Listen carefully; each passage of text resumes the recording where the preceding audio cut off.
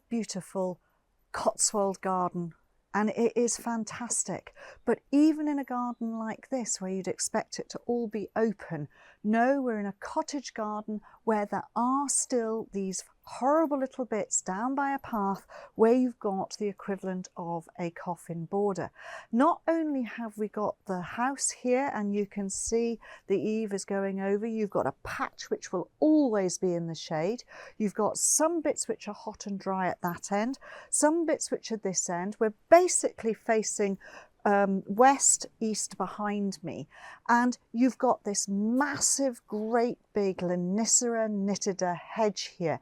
Now this is just a beautiful typical cottage garden hedge, but it will be absorbing loads and loads of moisture from what is this raised border here. So what are we going to grow in this sort of situation? You've got the pathway here, you've got the house on this side here, and you've got a little bit of a gravel border going along the base here, which things can be allowed to seed into. What are we looking at? So you've got protection from that side, which gives shade that way, although there's a woodland behind. That hedge is absorbing most of the moisture out of this raised wall rockery type structure, and you've got walls behind me which are creating shade on a lot of it. So very much the middle section of this is not getting any direct light. At other times, if it gets direct light, it is southerly and westerly, so therefore it is very hot sun coming in and drying out the situation.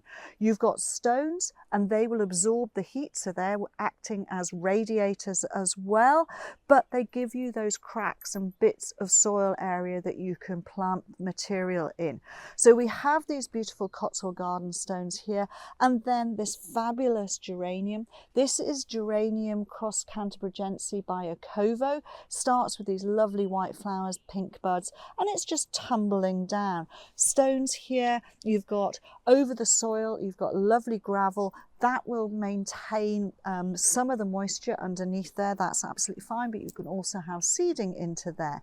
Then we move on to this wonderful Armeria. This is Sea Thrift, and Sea Thrift has these beautiful cerise pink bobble type flowers on lovely stems, and it just blows in the wind, so that is fantastic. Very fine, delicate dark green or mid-green foliage, making a lovely tump there. You do get this plant material staying here evergreen, so there's interest through the winter as well, but there's interest because of these stones. So this is roughly 60 centimeters or 2 foot tall. That means you can actually get at it quite nicely. It is around about the same width as well. Coming on down here, we've got Cerastium, tomentosum. Brilliant. It's a fabulous plant. It will grow anywhere where there is poor soils. It will tumble down even further. You can cut it back. It doesn't object to being cut back. In fact, it's a good thing to give it a good haircut every now and again. That rejuvenates it, and it will keep on flowering for longer. And then a beauty down here is this little Oxalis.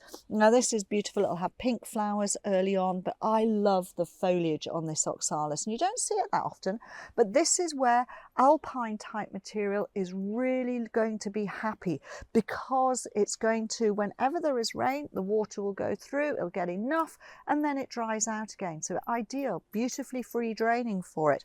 The Sedum at the back here, that is looking great. The Ajugas are all just coming through. Ajuga, wonderful burgundy glossy colours, and just meandering its way down. If it gets in the way, you don't want it there, pull it up, it's absolutely fine. There's a fabulous Saxifraga here which is putting on its flower stem. This is probably Southside Seedling. That is a really good variety. This Iberis has still got the seed pods on it and lovely green foliage. It's giving a slightly higher mound here. Campanula tumbling through, and again you can just move it if you want to.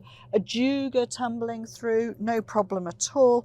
And then a fabulous Helianthemum here. That's a rock rose, and again they're all things that can be cut back and then come back through.